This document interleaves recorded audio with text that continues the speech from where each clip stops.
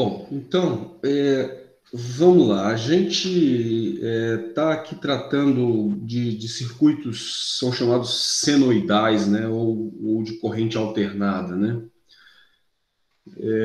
Então, a gente fez uma introdução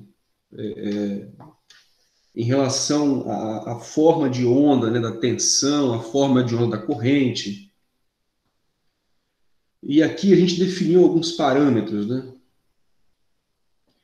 Além disso, a gente começou a olhar o circuito, né? E aí a gente, além do resistor, que a gente vinha tratando aí ao longo do estudo anterior, né, de eletricidade, a gente já apresentou um capacitor e um indutor, né? E de alguma forma contextualizou eles do ponto de vista real e físico, né? Então, esses elementos, resistor, indutor e capacitor, eles são chamados de elementos passivos, né? Eles não geram energia e são as cargas comuns dos circuitos elétricos. Então, quer dizer, como eu vinha comentando, esses elementos eles vão, do ponto de vista teórico, né, modelar, por exemplo, motores, transformadores, né, bancos de capacitores, quer dizer, que são elementos físicos, né, reais, claro. Mesmo que haja em algum momento aqui uma abstração para a própria tela, né, do circuito aqui, a gente está sempre representando um sistema real. Claro que essa situação vai ficar muito mais clara o dia que a gente conseguir fazer uma aula prática, etc. Né? Mas é preciso que a gente tenha esse momento teórico, como eu já comentei. Bom, e aí a gente conseguiu, né, com algum tempo aí, resolver boa parte daquela lista, né, que estava realmente uma lista, eu acho que, assim, adiantou um pouco o nosso conteúdo, né, quer dizer, a gente conseguiu aprender bastante coisa resolvendo aqueles exercícios ali. Então, a gente vai continuar essa conversa hoje, tá? A gente vai continuar o papo de capacitores, de indutores, e algumas coisas aqui tendem a ficar mais claras, tá? Então, eu vou revisitar aqui rapidamente alguns desses conceitos, e eu vou começar a mostrar para vocês hoje um simulador, tá? Um software que ele simula esses circuitos de corrente contínua, de corrente alternada, que eu imagino que seja uma ferramenta bem interessante para vocês usarem ao longo de todo o curso, tá? Então, vamos recapitular isso daqui brevemente e a gente logo começa a mexer nesse simulador. Então, veja só, a gente está comentando sobre fontes senoidais, né? Quer dizer, o fato de você gerar energia, né? Fazer com que haja uma tensão induzida em um certo condutor através de uma máquina rotatriz, ou seja, um rotor que com o seu movimento ele induz tensão numa certa bobina, faz com que o formato da tensão gerada seja senoidal, né? Seja dessa maneira aqui. Então, quer dizer, o porquê vem justamente da relação com o movimento circular. Tá? Afinal de contas, a variação circular, né, a variação do ângulo, proporciona uma função aqui do tipo trigonométrica, seno ou cosseno. Né? Bom, e aí vem todo esse desdobramento matemático e físico aí que a gente tem tratado, né?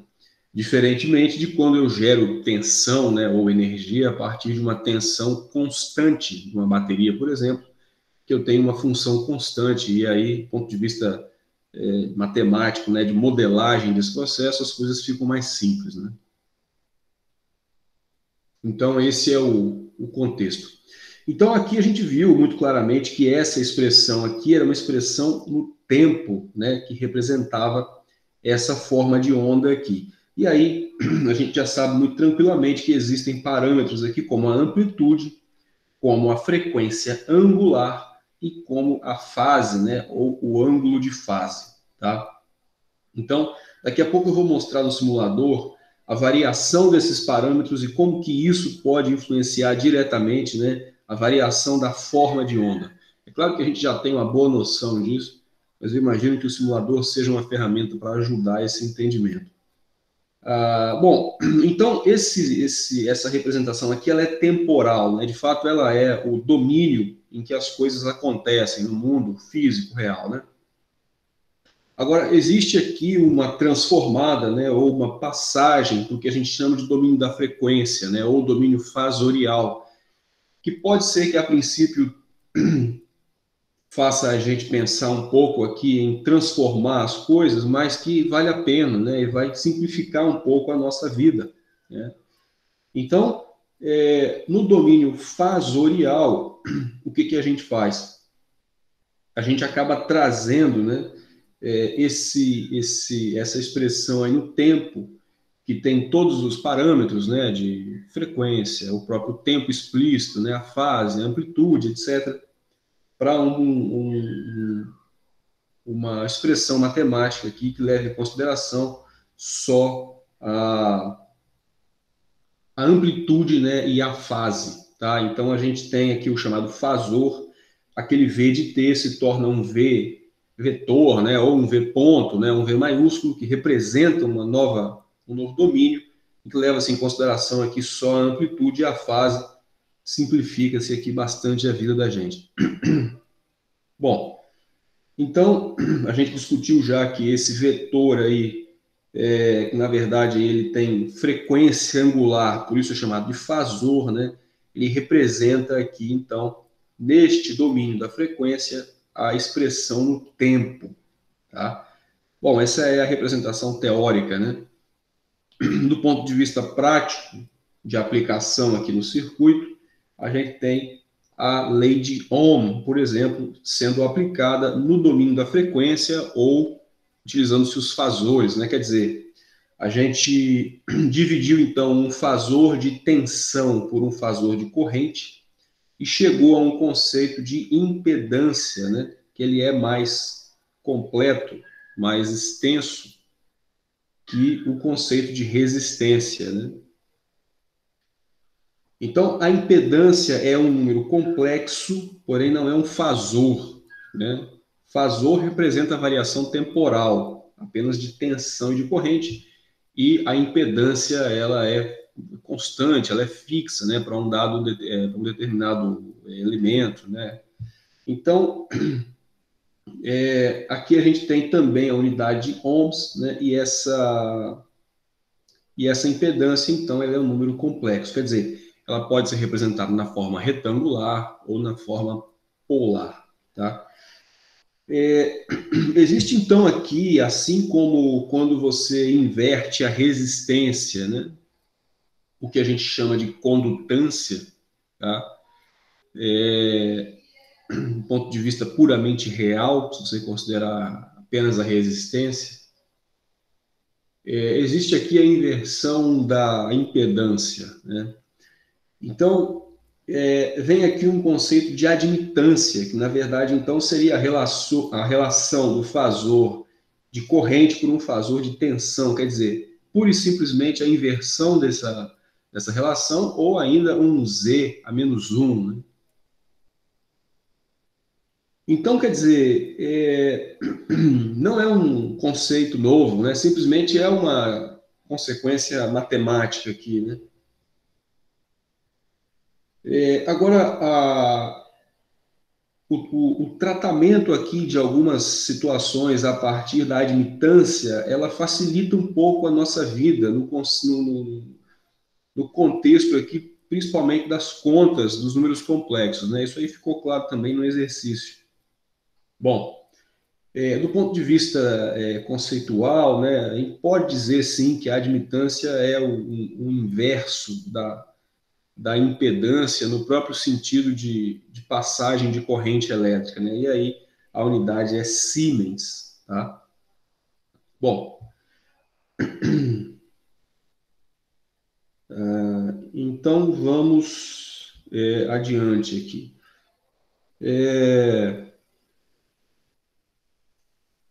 Então, considerando que a impedância, né, ela pode ser aqui explícita da forma retangular, como tendo uma parte real, né, e uma parte imaginária, de maneira que a parte real é, então, a resistência, e a parte imaginária é o que a gente vai chamar aqui de reatância, né, que é o X. Essa resistência, então, ela está relacionada a resistores, naturalmente, e a reatância a capacitores ou a indutores, né? Existe uma capacitância reativa e uma capacitância indutiva. Tá? Com respeito à admitância, né, a parte real, então, se chama condutância e a parte imaginária se chama susceptância. Né? Bom, então, assim, caminhamos aqui para a definição, posteriormente, dos valores, né, de reatância capacitiva e de reatância indutiva e, consequentemente, das impedâncias. Tá? Então, para que fique claro, né, esses valores eles vêm de expressões matemáticas. Né? Observa que o resistor ele não tem reatância, né, ele tem apenas resistência. Então, a sua impedância é puramente resistiva. Tá? O indutor, ele não tem resistência, né? Ele tem só reatância e é dada pela expressão ômega L. Tá? Então, a reatância depende da frequência em que o circuito se encontra. Tá? E, claro, de sua indutância. Né? Lembra que eu comentei que tem uma sopa de, de prefixos aqui, né? Que a gente tem que começar a lidar com eles. Né? Então, veja a diferença, que às vezes não fica claro, é que a reatância, então, é o X. Tá? A impedância é o número complexo, quer dizer, JX nesse caso, tá? Ou J, ou R mais JX. Né? Como a gente está falando de um indutor aqui, seria só JX. Tá? Então, seria J ômega L, para o caso de um indutor. Né? E para o caso de um capacitor, como o X, né, reatância, é menos 1 sobre ômega C, tá? A impedância vai acabar sendo menos J sobre ômega C. Né? As respectivas aqui admitâncias, né, e consequentes, parte real e parte imaginária, ou seja, respectivamente, condutância e susceptância, tá? Elas vão ser o inverso, tá? Então, eu comento que é interessante a gente entender bem impedância, tá?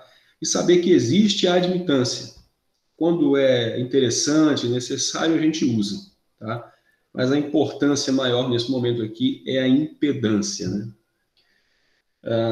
Bom, então o interessante, né, uma das coisas interessantes aqui é que os valores, né, eles mudam com a frequência, né? Isso tem uma série de consequências, tá? Por exemplo, quando a gente trabalha com filtro analógico, a parte de filtragem tem a ver com frequência, né? Digamos que você queira tirar um ruído, por exemplo, de uma forma de onda, de um sinal elétrico. Né? A parte de filtragem pode tirar o componente de alta frequência. Né? Os ruídos geralmente têm alta frequência. Né? Por exemplo, o ruído é quando você não consegue sintonizar lá o rádio, né? Ou a televisão analógica antiga. Né? Fica lá uma série de ruídos. Né? Aquilo aí tem uma frequência geralmente muito mais alta do que a frequência fundamental do que você está procurando. Tá? E o filtro pode tirar uma componente de alta frequência ou, eventualmente, uma componente de baixa frequência, se você desejar. Justamente porque a impedância do elemento depende da frequência, né? Então, tem um papo aí extremamente longo, né? Por exemplo, quem trabalha com áudio, né, para fazer filtragem dos ruídos, da captação de áudio, né? Um filtro, quando a gente coloca mais agudos, né, significa que você quer um filtro passa altas, quer dizer, você quer passar os componentes de alta frequência. as componentes agudas, né, do som, por exemplo, que é um sinal, né, ou de qualquer outro tipo de informação, aí, elas são componentes de alta frequência, né, os agudos, né, os graves, componentes de baixa frequência e tal. Então tem um papo aqui muito grande acerca dessa aplicação, né? Imagine que você esteja fazendo um eletrocardiograma, né? Você tem lá o eletrodo, está captando o sinal elétrico proveniente do músculo do coração, né, e tal. Então ali tem ruído, né? O seu próprio corpo tem eletricidade estática, né? O ambiente ali pode ter alguma onda eletromagnética que vai influenciar no eletrodo. Então a gente pode pensar numa filtragem desse sinal, né? São sinais geralmente muito pequenos, né? Um eletrocardiograma, né? Imagine um eletroencefalograma, né? Quer dizer, que é um sinal cerebral de menor amplitude. Imagine a quantidade de processamento desse sinal para que você veja lá de fato um comportamento característico, né? É claro que não é tão simples assim, mas é um caminho, tá? Que você pode pensar através de filtros em resistores, em indutores, né, e tal.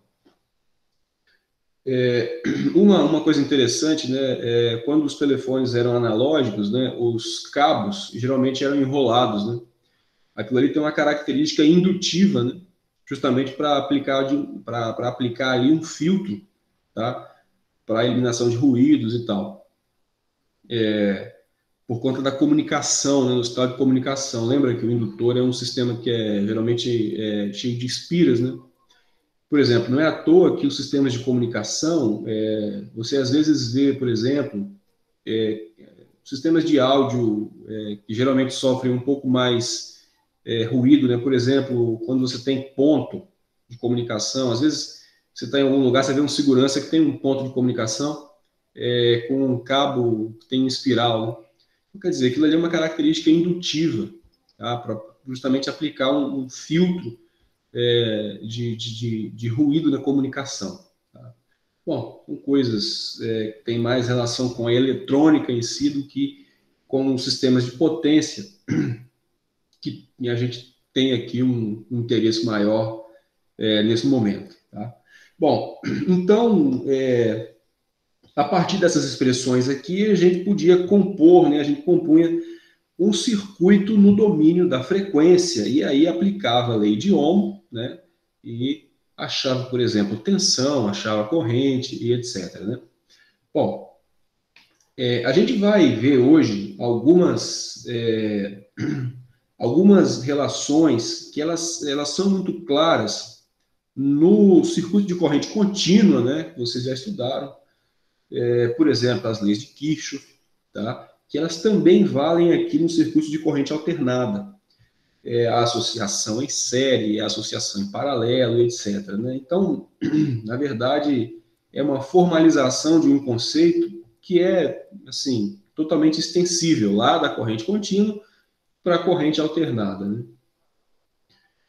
Além disso, a gente vai começar a estudar algumas técnicas de análise de circuito que elas são interessantes e elas são assim importantes ferramentas na hora de você avaliar o caminho que você vai tomar para resolver um circuito, calcular a tensão, calcular a corrente e tal, quando os circuitos se tornarem maiores. Tá?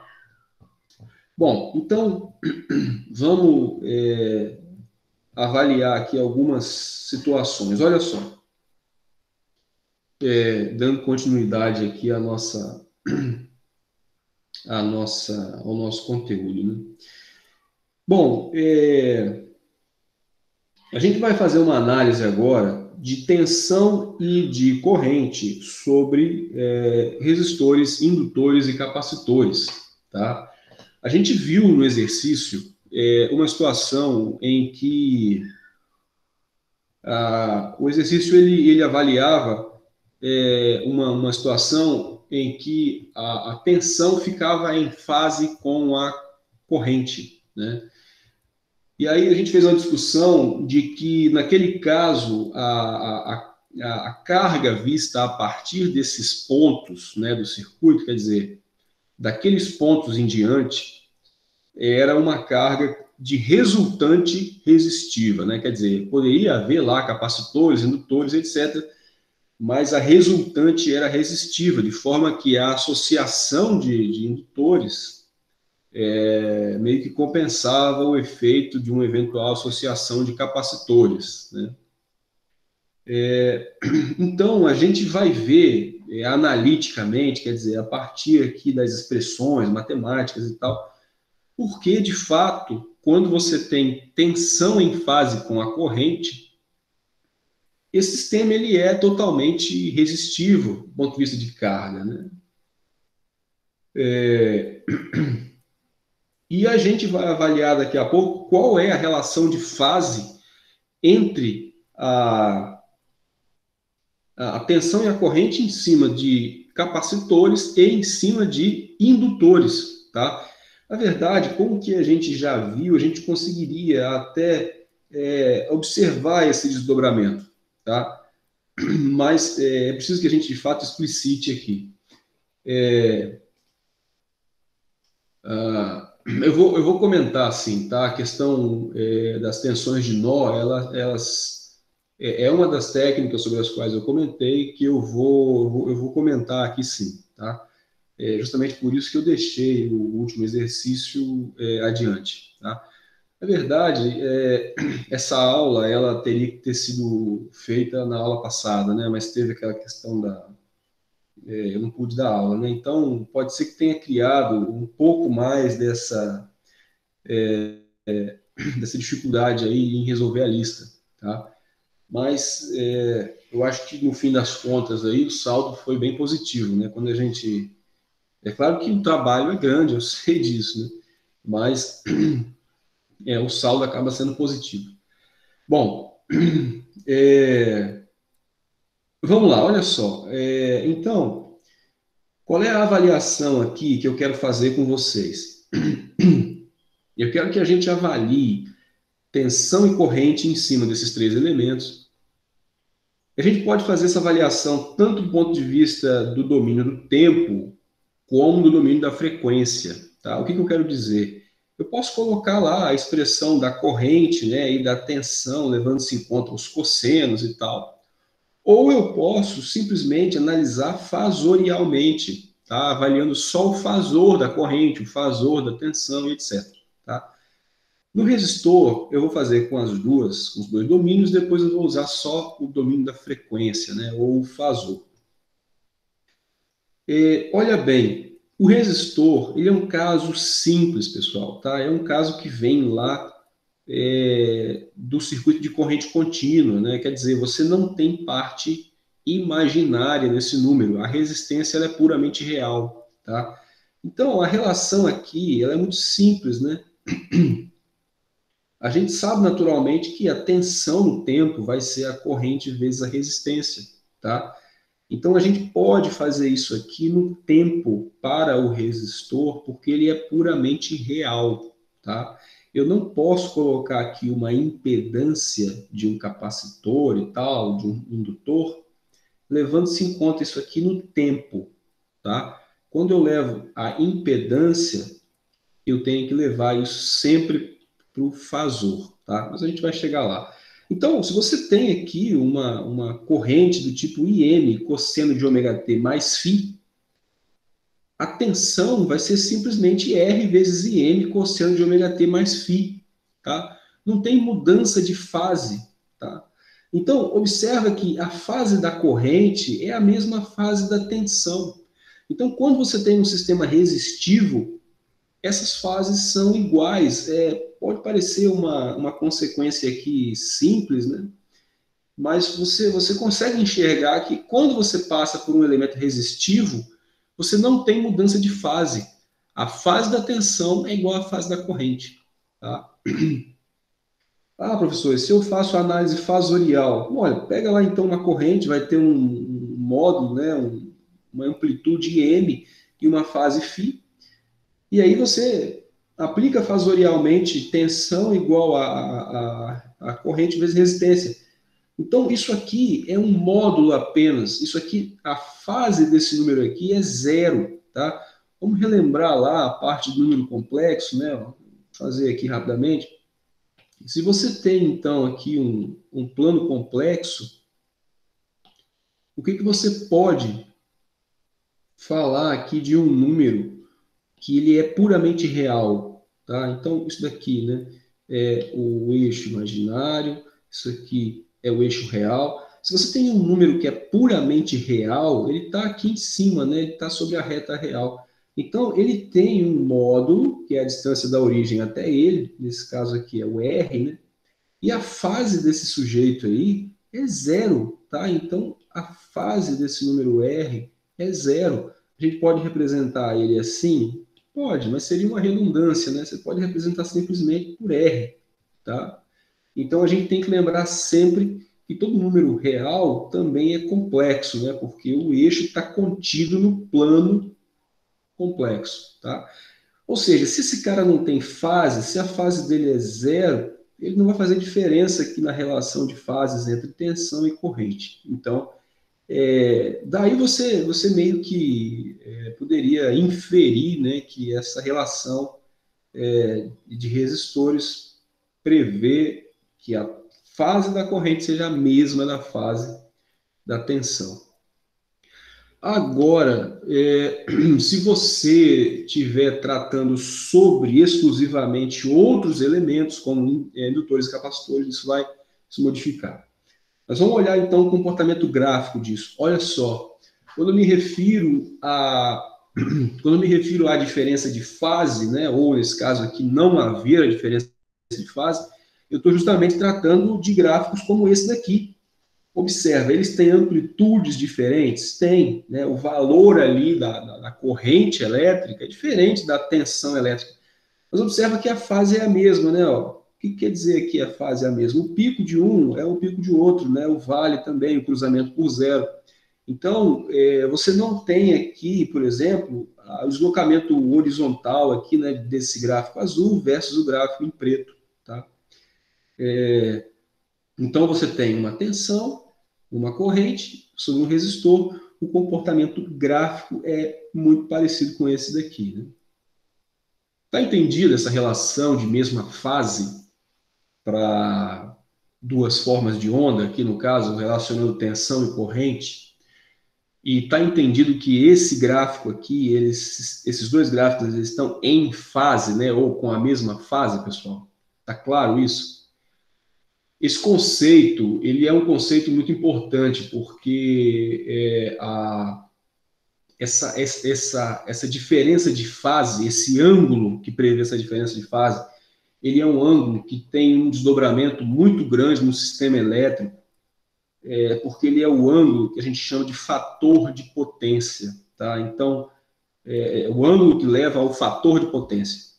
E esse fator de potência, ele está ligado a uma série de questões, por exemplo, a eficiência energética, e ele está ligado também à tarifação. Então, a gente vai tentar, durante o curso, fazer uma discussão breve sobre tarifação.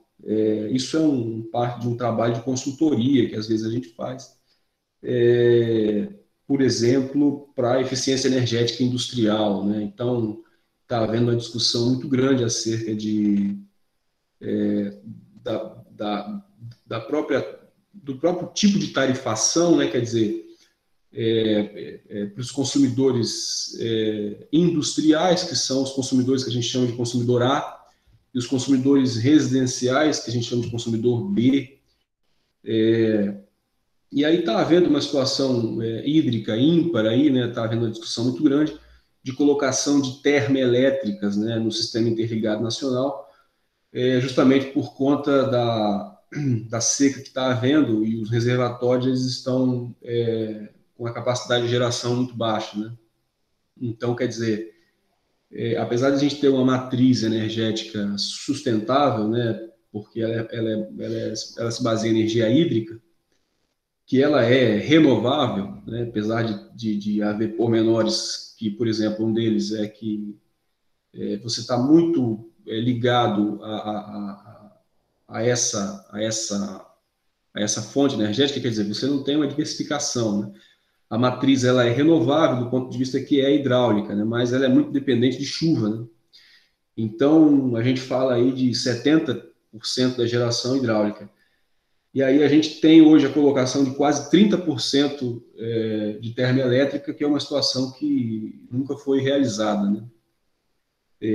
Há ainda o que é chamado de despacho, quer dizer, que é a potência disponível para a colocação de termoelétrica, mas o custo operacional de uma termoelétrica é muito maior do que o custo operacional de uma hidrelétrica, né? Por quê? Porque o custo operacional refere-se, por exemplo, ao combustível que é gasto, né? A termoelétrica tem combustível, né? Gás natural, carvão, etc. A hidrelétrica, teoricamente, o combustível é de graça, né? Que é a água ali do rio, né? Então, está havendo uma discussão muito grande porque o custo da energia está aumentando, né? De fato, o custo aumenta, né? E aí, então, existe hoje o método tarifário para consumidor B, né? Que é o consumidor predial, residencial. Ele é um método tarifário que prevê você paga pela energia simplesmente que você gasta, né? Você não paga, por exemplo, por demanda, que é um custo fixo, que é aplicado ao consumidor A, que é industrial, tá? E aí, claro, dentro dessa energia você paga por alguns impostos, né? Como PIS, COFINS, ICMS e tal, iluminação pública e coisas afins, né? Mas o fato é que, de uns anos para cá, implementou-se o sistema de bandeiras, né? Então, há um órgão chamado ONS, né, que é o Operador Nacional do Sistema. Ele está ligado à ANEEL, que é a agência reguladora, a Agência Nacional de Energia Elétrica, que faz esse controle de todo o sistema interligado, do fluxo de potência, da energia, da colocação de termoelétricas, da colocação de hidrelétricas, dos níveis dos reservatórios e tal. E isso leva à bandeira, que é peça tarifária junto às concessionárias, né, que são empresas que têm a concessão da distribuição, da transmissão e da geração de energia, onde não há, por exemplo, estatais, né? Então, existem três bandeiras, né? A bandeira branca, a amarela e a vermelha, e aí, de acordo com justamente a disponibilidade hídrica, essas bandeiras são colocadas em implementação, né? Quer dizer, quando há disponibilidade hídrica, a energia é mais barata, então entra o que chama de bandeira branca, né? Quando a disponibilidade hídrica diminui, entram as bandeiras amarelas e vermelhas, né? Então, nesse caso, há um custo maior da energia com a bandeira vermelha, né? Por sinal, a bandeira vermelha tem dois patamares, né? Um patamar inicial e um patamar extremo. E hoje está em aplicação esse segundo patamar. O fato é que, nesse patamar, a cada 100 kWh, né, observa, unidade de energia, né, watt-hora, potência vezes tempo, consumidos, um custo fixo é aplicado à tarifação, né, que hoje em dia está em torno de R$ 6,25 a cada 100 kWh consumidos. Então,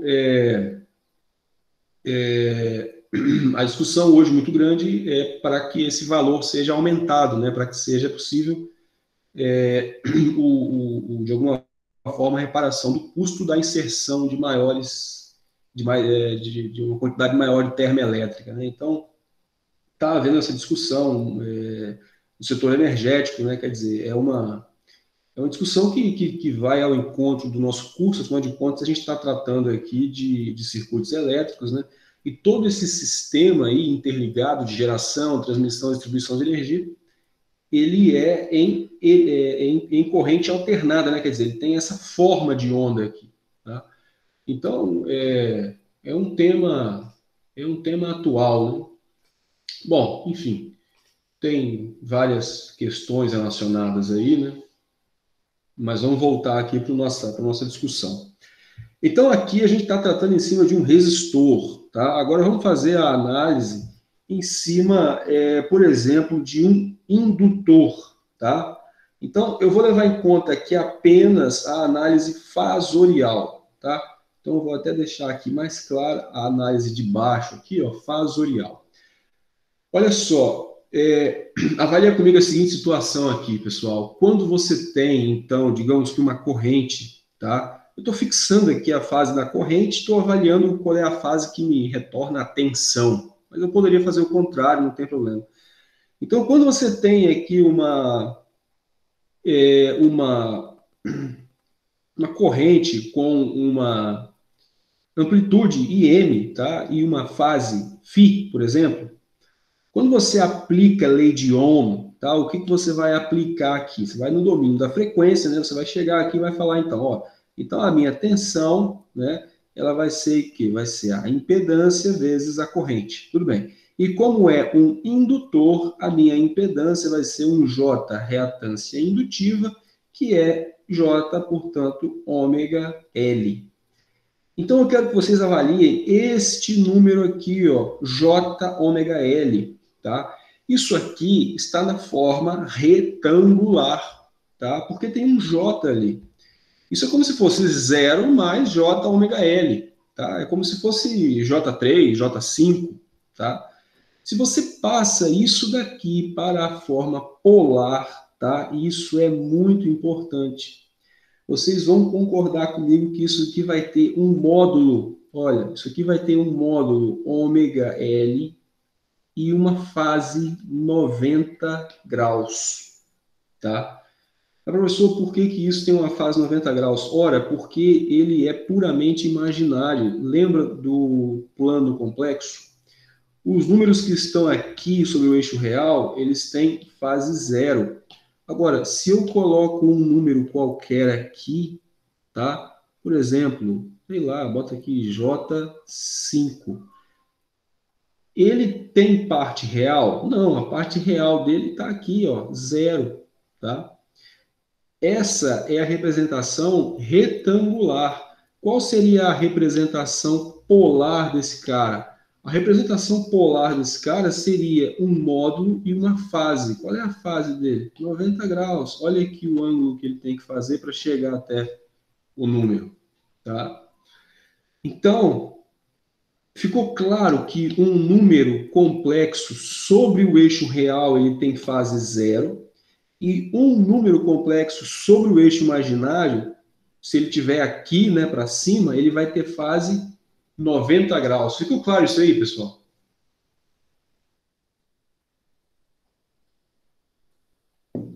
Beleza. E se o número tiver aqui embaixo? Qual vai ser a fase desse cara aqui? E aí? Vamos botar que esse número está aqui, ó, sei lá, menos J10. Isso aqui está na forma retangular. Qual seria a forma polar desse número aqui? E aí? Você vai ter um módulo e uma fase. O módulo é um número que tem que ser positivo, né? Então, justamente, ou você coloca 270 graus, tá? Ou, se você quiser simplificar a sua vida, você coloca menos 90, tá? Exatamente. Então, você vai ter aqui, esse cara vai ser 10 com fase menos 90 graus, tá? E se você tiver um número aqui, neste ponto aqui, ele é puramente real? Ele é puramente real, menos 10, por exemplo, tá? O menos 10, se você passa isso para a forma polar, ele tem módulo 10 e fase 180 graus, tá? A gente vai ver daqui a pouco que quando você aplica uma mudança de 180 graus, você multiplica o número por menos 1. Faz sentido isso, né? Porque você sai de zero aqui para 180, ele passa de positivo para negativo, né? Bom, então, se isso aí ficou claro, vamos continuar a nossa análise lá no indutor, né? Bom, então, olha só, passando isso daqui para ômega L 90 graus, como é que vai ficar o meu fasor de tensão, pessoal? Módulo multiplicando por módulo e fase somando com a fase, né? É uma multiplicação, né? Multiplicando quem? Esse número por I. I é dado por essa expressão. Então, o meu módulo, né, do fasor tensão vai ser ômega L vezes IM. E a fase dele? A fase inicial mais 90 graus. Então, olha que situação interessante.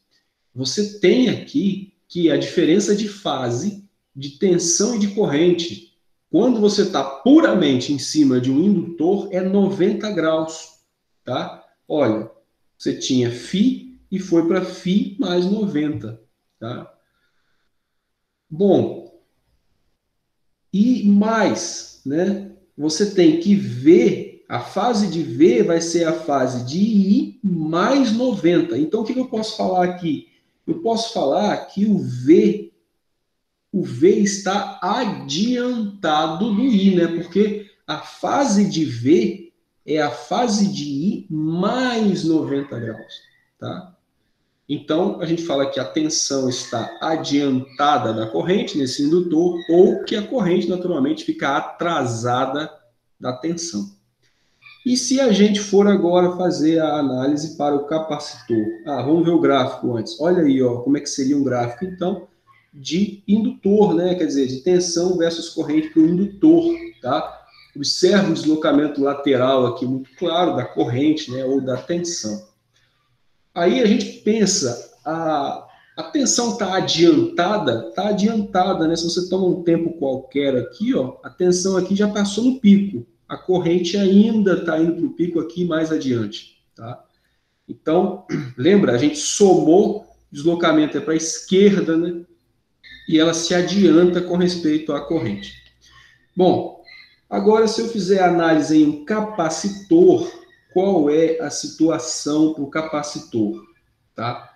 Olha, no capacitor, a gente tem o seguinte, ele fixou a tensão aqui, não quero fazer igual, não quero fazer diferente não. Vamos fazer assim, ó, vamos fazer a gente aqui, o capacitor. A gente sabe que, então, fazendo a mesma ideia aqui, você tem que a corrente, então, o capacitor, ela pode ser dada através de um módulo e uma fase, tá? A gente sabe que a impedância do capacitor é J vezes a sua reatância, né? E a sua reatância é menos J sobre ômega C, tá? Então, se você busca aqui a tensão do capacitor, vai ser o quê? Z vezes I. E aqui, gente, então agora, como é que eu passo isso aqui para a forma polar, para que a fase seja explicitada e eu avalie a relação de fase? Olha, justamente um número na parte negativa do eixo imaginário, né? Qual é o módulo disso aqui? O módulo disso aqui é 1 sobre ômega C. E a fase disso daqui é menos 90 graus, tá? Todo mundo concorda que o módulo desse número ali é 1 sobre ômega C? É o que está multiplicando o J, né? Professor, mas é menos 1, tudo bem, mas o módulo é positivo, né? A informação do menos acaba vindo aqui. Bom, então, aí o que se passa? Se passa que agora, quando você faz a multiplicação, o que você tem aqui, ó? Menos 1 sobre ômega C com fase menos 90, multiplicando lá o meu IM com fase φ, né? Com isso, o resultado disso aqui é um produto de módulos, né? Então, você vai ter aqui o IM sobre ômega C e agora o φ menos 90 graus. Então, a relação de tensão e de corrente em termos de fase para o capacitor, ela também é de 90 graus, tá?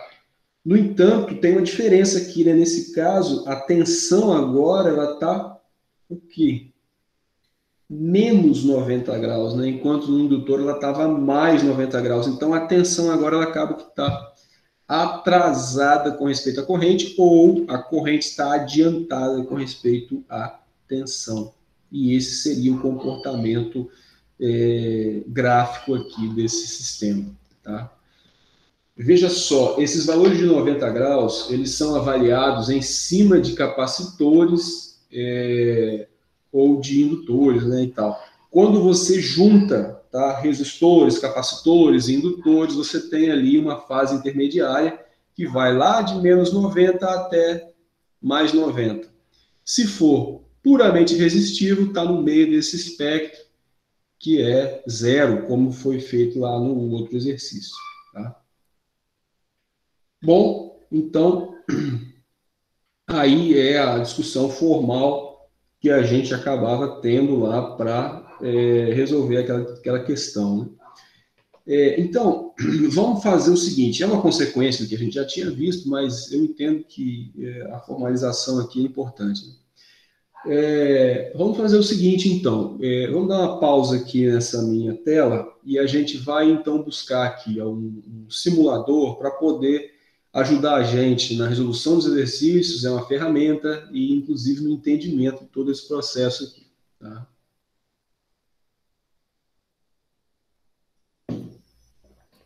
Bom, então deixa eu trocar de tela aqui, né? Onde que vamos nós aqui? Vamos aqui.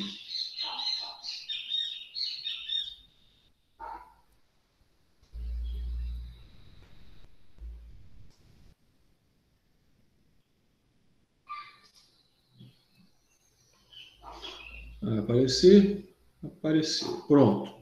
Pessoal, então, olha só. Quando a gente fala de simuladores de circuito, existem vários softwares, tá, que simulam esses circuitos do ponto de vista que eles, de fato, fornecem para a gente aqui tensão, corrente, potência, em qualquer ponto do circuito. Tá? Isso não quer dizer que a gente precise simplesmente recorrer à ferramenta. É preciso que a gente saiba como que esses simuladores funcionam, quais são os métodos, né? Quer dizer, por isso que a gente estuda essas técnicas aqui e faz sobre esse entendimento. Né? É claro que do ponto de vista profissional, muitas vezes, você vai recorrer a um software de projeto, tá? Para fazer várias aplicações. Mas é preciso que a gente tenha noção de como esse projeto é realizado naturalmente. Né? Então, do ponto de vista de circuitos elétricos, existem vários circuitos, vários simuladores, tá? Eu não vou fazer propaganda de um ou de outro. Alguns desses simuladores são softwares proprietários, tá? Outros são softwares livres. Então, o que eu estou trazendo aqui hoje é chamado de Falstad. Isso é um projeto totalmente livre, tá? Se você for buscar na internet, aí você vai achar. Observa como ele está escrito aqui. E a minha escolha, além do fato dele ser totalmente livre, é porque esse simulador ele roda direto no navegador. Tá? Então, existe a versão de aplicação que você baixa e executa, mas ele roda direto no navegador. Então, ele facilita um pouco aqui a execução, né? Esse simulador eu consegui rodar ele bem em aplicativo, em dispositivo móvel, tá? Então eu consegui rodar bem em, em celular, em tablet. Então eu acho que isso também é um ponto positivo para ele, tá? Mas existem vários, tá? Então tem o PSpice, tem o Multisim, tem o PSim, tem o Proteus. Então cada um deles com uma interface diferente, com menus diferentes, mas com um propósito parecido, que é para simulação de circuitos elétricos. Tá? Bom, vamos brincar um pouco então com eles aqui, com o Falstad aqui. Se você for aí na rede, digitar falstad.com, você vai achar o circuito. Tá? Depois eu quero que vocês brinquem bastante com ele. Inclusive, eu quero que vocês, como atividade assíncrona, vocês simulem alguns dos exercícios que a gente fez, tá, em relação à busca de tensões e de correntes, para ver se a simulação de fato é coerente com um resultado teórico, né? Se estiver correto, tem que ser. Tá? Então, vamos olhar um pouco para esse simulador aqui, vamos passar geral nele aqui, assim, dar uma passada geral nele. Mas ele é muito simples, tá? E se vocês depois buscarem aí, tem muitos tutoriais na internet sobre ele. Bom, então, o que a gente tem aqui, na verdade, né, ele roda aqui no navegador porque ele é uma aplicação em Java, tá? Por isso que ele tem essa facilidade de rodar aqui no próprio navegador.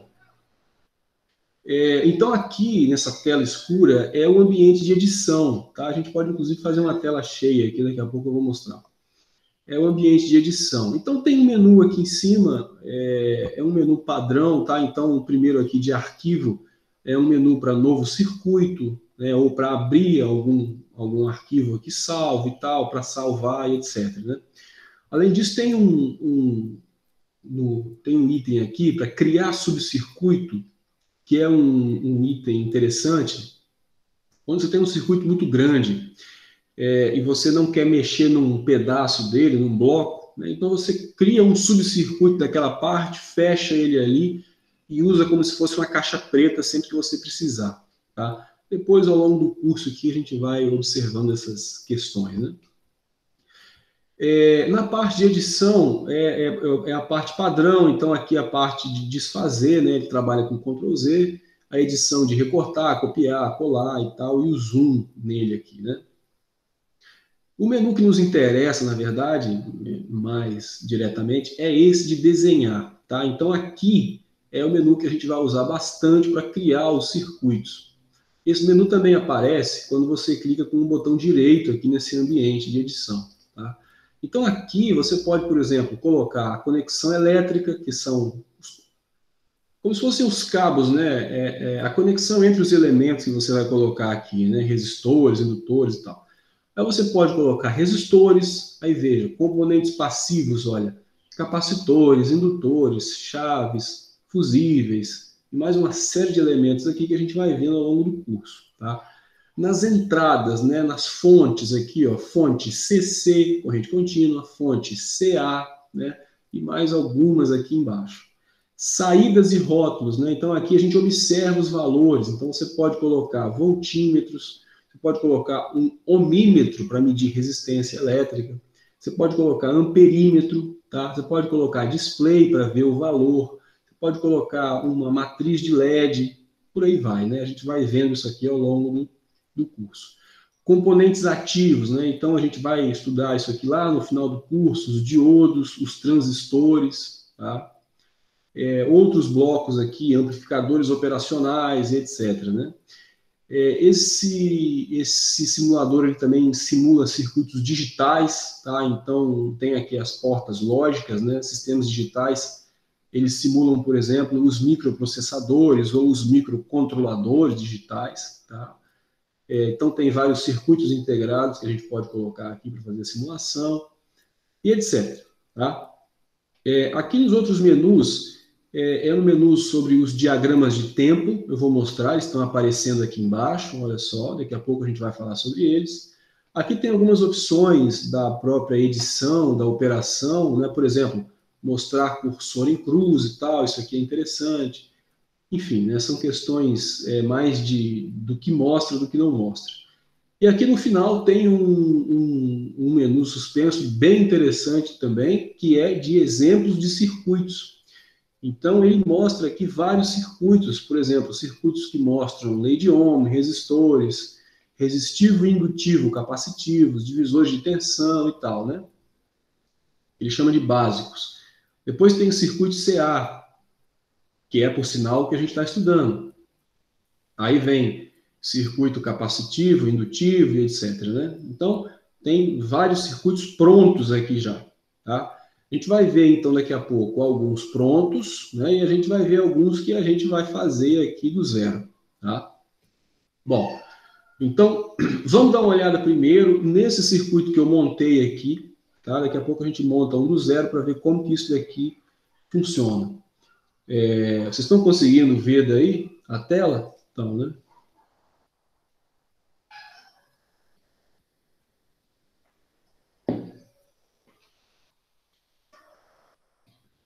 Beleza, então vamos lá. Olha só, esse circuito aqui eu montei o seguinte, eu coloquei aqui então duas fontes, tá? Dois circuitos separados, né? Aqui no scroll eu dou um zoom. Então, eu coloquei aqui uma fonte de corrente alternada, Aqui é um cabo, né, um wire, aqui um fio que vai até o resistor, tá? Olha como é que ele mostra um resistor aqui para a gente. E aqui é a mesma coisa, tá? Olha só, se eu clico duas vezes aqui em cima, eu tenho aqui, eu abro aqui o menu da própria fonte, tá? Então, olha aqui, ó, o valor máximo, aquele VM, né? A forma de onda, se eu quero uma onda quadrada, triangular, se é um pulso, se é um ruído, né? Eu quero onda de corrente alternada. O nível DC, depois eu vou mostrar o que é isso, mas eu vou adiantar aqui, é um valor constante que você soma a onda, tá? Ela vai subir ou descer, né? Se você soma ou subtrai, inteira. A frequência fundamental e a fase. Olha aí que interessante, né? Então, a fase aqui está 0 grau. Aqui, se eu clico duas vezes no resistor, ele abre o valor da resistência. Então, eu coloquei aqui 1 kΩ, tá? Bom, e aqui do lado de cá eu fiz a mesma coisa. Para que eu fiz esse experimento aqui? Justamente para a gente avaliar algumas questões, tá? Aqui embaixo eu coloquei o gráfico, depois eu vou fazer isso do zero e vou mostrar como que a gente coloca essas coisas. Primeiro eu quero fazer com que vocês vejam a diferença aqui que vai fazer no gráfico, a fase, o módulo, a frequência, etc., ao longo do tempo, tá? Então, veja só, eu vou colocar as duas formas de onda em fase, então ela está em 0 grau aqui e em 0 grau aqui. Estava 60, eu vou colocar 0, tá? Veja só, esses gráficos aqui de baixo, eles estão mostrando o quê? Eu já programei aqui anteriormente, eles estão mostrando a tensão, tá? Depois a gente pode mostrar a corrente também, mas eles estão mostrando a tensão. Onde? Olha, no resistor à minha esquerda, né, esse que está em azul embaixo ali em cima, e agora no resistor à minha direita, o que está azul embaixo e também em cima, tá? Então, esse gráfico ali destacado refere-se à direita e esse agora à esquerda, tá? Então, eu vou reiniciar aqui a simulação e aí vocês vão ver a forma de onda aí passando, tá? Olha só, aqui eu posso modificar o que ele chama de velocidade de corrente, tá? Então, olha que interessante aqui, ó. Ele vai colocando, né, a corrente para um lado e para o outro, nesse caso aqui, porque o sistema é alternado, tá? Então, de fato, é isso que acontece. Então, se ele tivesse em corrente contínua, né, essa corrente ia circular aqui, né? Mas como está em corrente alternada, olha só, de fato é isso aí que acaba acontecendo, tá?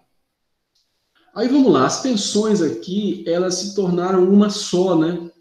Mas por que isso? Na verdade, está uma sobre a outra, porque você tem as duas com amplitude igual, frequência igual e fase igual, tá? Ele funciona aqui online, à medida que eu for mudando, ele muda, mas eu vou parar a simulação aqui, só para a gente ter uma tranquilidade maior. Deixa eu pegar esse cara aqui, então, e eu vou aumentar a tensão dele, ao invés de 5, eu vou botar aqui 10, tá? 10 de tensão máxima, 10 volts. E aqui eu vou continuar a simulação. Então, olha ali, ó, ele reajustou as escalas, né? Aqui foi o ponto de troca, né? Ele reajustou as escalas, tá? De forma que você tem agora aqui uma de 10 volts, olha lá, o pico, né? E outra aqui, que é essa menor aqui, de 5 volts, né? Tá vendo que tem esse comecinho aqui, né? Esse comecinho aqui é a mudança, né? É o transitório que a gente fala, né? É por isso que o exercício muitas vezes fala, considere em regime estacionário, quer dizer, quando as coisas começaram a se repetir aqui periodicamente, né? Por isso que eu parei aqui a simulação. Então, a nossa análise é em regime estacionário, quer dizer, quando tudo aqui já está se repetindo. Então, você observa ali, ó, né? Você tem ali uma tensão maior, do lado de cá uma tensão menor, tá? Observa que ele dá os valores instantâneos, ele dá os valores instantâneos, tá? À direita aqui, ó, ele fica variando, tá vendo? A potência, a corrente, a tensão. E aqui no gráfico, ele me dá a frequência e o valor RMS. Eu posso mudar isso aqui, tá? Vou parar aqui, ó. Posso clicar aqui nas propriedades do gráfico, e aqui eu tenho uma série de propriedades, né, em relação à escala e tal, os parâmetros. Então eu posso botar, ó, valor RMS. Eu posso botar valor de pico, que é o valor máximo, né, o valor de pico positivo e o de pico negativo, tá? Então vou dar um OK aqui, ó. Olha, ó, o que começou a aparecer aqui, ó? O valor RMS e o valor máximo, tá? E o valor mínimo aqui embaixo. Então, ó, vou continuando aí, tá? Para não sujar muito o gráfico, eu vou tirar aqui uma dessas coisas, né? E vou deixar ali, por exemplo, só o valor RMS. Bom, então, OK, aí estamos, né? Vamos fazer igual a rede elétrica, né? Então, eu vou colocar aqui 180 volts, tá? Desse lado. E desse lado aqui também eu vou colocar 180 volts, a rede elétrica de distribuição secundária, né? Padrão fase neutro. E aí, nesse caso, a gente voltou a ter uma onda só, né? Porque elas estão com amplitudes iguais. E aí, olha só como é que o RMS vai crescendo. Ah, professor, mas espera aí, como é que está crescendo isso aqui? É porque ele está fazendo o cálculo com tudo que está aqui na tela, né? É o papo do regime transitório. Quando esse cara aqui entrar em regime estacionário, né? Quer dizer, quando ele já começar a se repetir ali totalmente, ele já vai fixar ali, ó, lá, os 127 RMS, 60 Hz, então a gente está simulando uma rede elétrica aqui. Agora vamos lá. Digamos que eu pegue uma onda dessa daqui e aumente a frequência dela. Então eu vou pegar essa segunda e vou colocar aqui, só para a gente ter uma ideia, 120 Hz. Vamos ver o que é isso, né? Qual é a diferença que isso faz aqui no meu, no meu sistema. Olha só, tá vendo? Você tem ali a diferença da frequência, ó. A frequência de 60 Hz é a em verde, naturalmente, né? E a frequência de 120 é a vermelha, né? Quer dizer, olha só, como é que você tem ali um negócio mais frequente, né? Enquanto aquela lá dá um período, essa aqui dá dois, né? Porque você tem ali o dobro da frequência, tá? Então, essa seria a diferença de frequência aí de uma onda para outra, tá? A medição ali de baixo está relacionado à de 60 Hz, naturalmente, né? Então, ficou claro essa diferença ali de frequência, né? A gente tem uma boa ideia, mas eu acho que o simulador aqui, eu acho que ele ajuda um pouco, né? E aí, pessoal, tranquilo?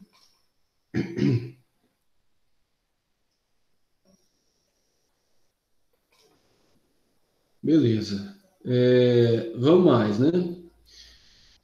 O que mais que a gente pode olhar aqui? Agora vamos olhar a famigerada fase, né? Tão importante para a gente aqui. Vamos manter as frequências iguais agora, tá? E eu vou colocar esse cara, então, a 60 graus positivo, né? Então, esse cara é de 60 graus positivo, a gente está somando, vai puxar o gráfico aqui para a esquerda, então ele vai ficar adiantado com respeito ao outro, tá? Então, vamos lá, a mudança aqui, né? Vai dar uma diferença aqui, né? E aí a gente vai ver justamente essa diferença. Então, olha só como que a onda está levemente deslocada, né? Observa, você tem ali a onda em azul, agora à esquerda, né? E essa daqui, ela está em azul agora à direita, né? Você tem essa diferença de 60 graus, tá? Então, essa onda aqui, ela acaba que ela está adiantada 60 graus dessa daqui, tá? Eu consigo dar um zoom aqui nesse gráfico, ó. Deixa eu ver se eu dou um zoom aqui nele. Tá? Olha aí que a gente consegue observar, né, com mais propriedade, justamente essa defasagem aí, tá? Então você observa que elas têm a mesma frequência, a mesma amplitude, mas têm defasagem, né? Tá? Então, deixa eu modificar um pouco mais aqui. Vamos colocar 90 graus como se fosse um indutor, né, ou um capacitor, nesse caso aqui. a diferença entre elas. Então, olha só, vamos lá, vamos ver como é que fica diferente aqui, né?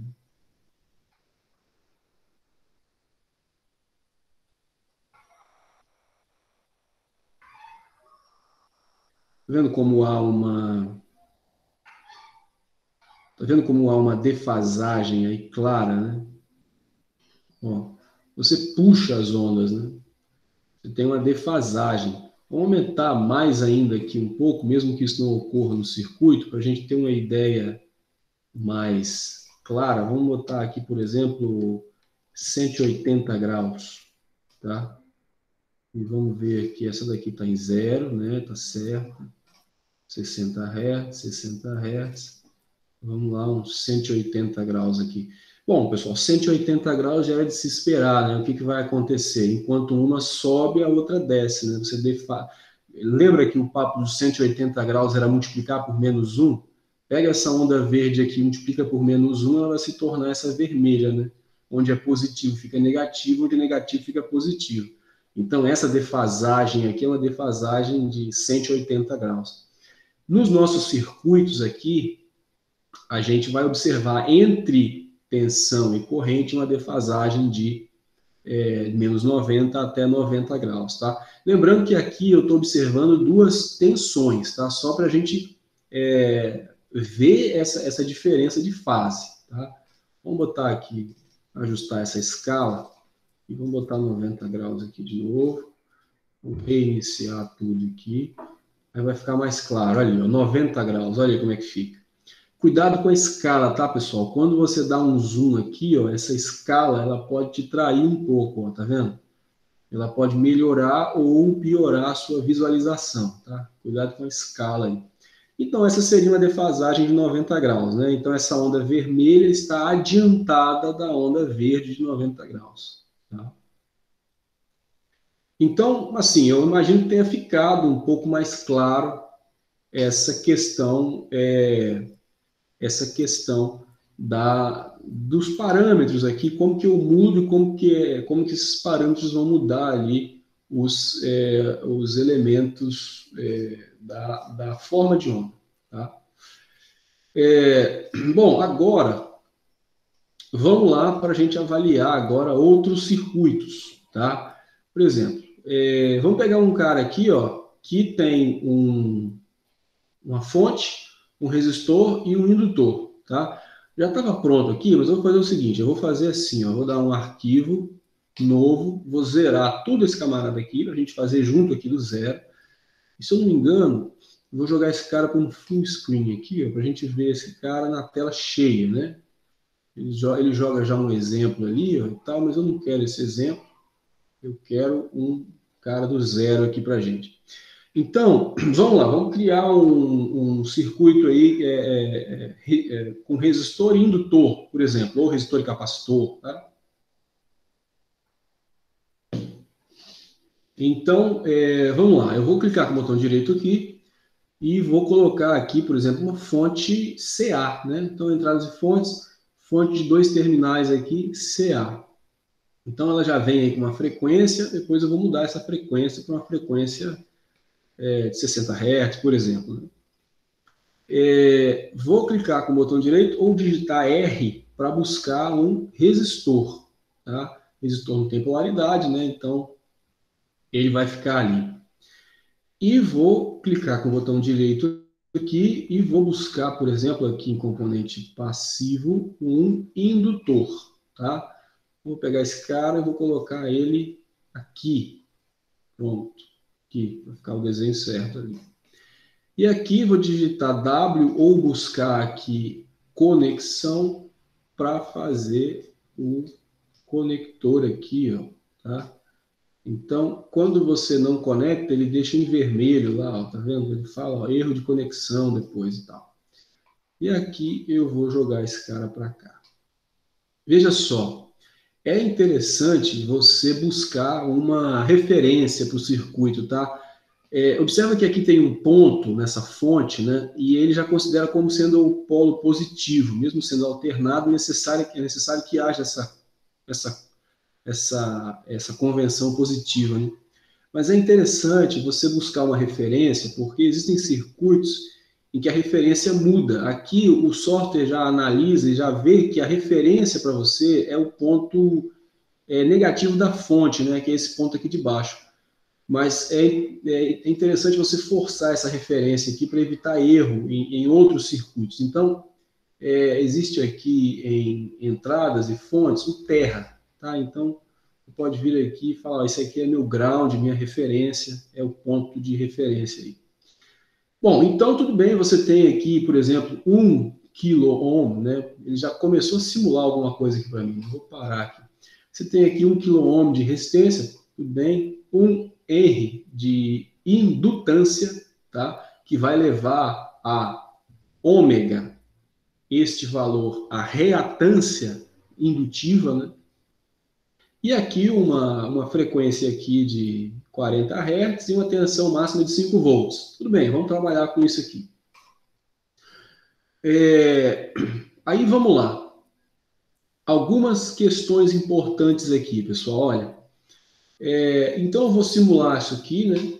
E digamos que eu queira ver a forma de onda, por exemplo, da tensão sobre apenas o indutor, tá? Então eu posso clicar com o botão direito aqui em cima do elemento e aqui vem visualizar em novo diagrama de bancada, tá? Então ele vai jogar aqui para mim já duas coisas, a tensão e a corrente em cima desse cara, tá? Então observa aí, ó, que eu já tenho a tensão, tá? Aqui em verde e a corrente aqui em amarelo em cima do indutor, tá? Então você tem ali a defasagem de 90 graus, a corrente, lembra, atrasada com respeito à tensão que está adiantada aqui. Se você quiser calcular aqui para saber se é 90 graus ou não, tá? Você pode tentar dar um zoom aqui e avaliar. Ora, se eu saio daqui e chego até aqui, por exemplo, de um pico ao outro, você tem 360, né? Então, essa diferença aqui é 360, né? Tá vendo que tem um tempo ali? Avalia o tempo, faz a diferença. E aí depois você pega o pico do verde, compara com o pico do amarelo e pega o tempo e faz a diferença. Vê se não dá um quarto, né? Os 90 graus, tá? Então vamos lá. Agora, digamos que eu queira saber o formato da tensão e da corrente da carga inteira, levando-se em conta o resistor e o indutor. Então eu venho aqui, por exemplo, deixa eu ver se eu consigo fazer isso aqui. E coloco aqui um diagrama de bancada. Vou colocar um novo diagrama de bancada, um outro diagrama de bancada.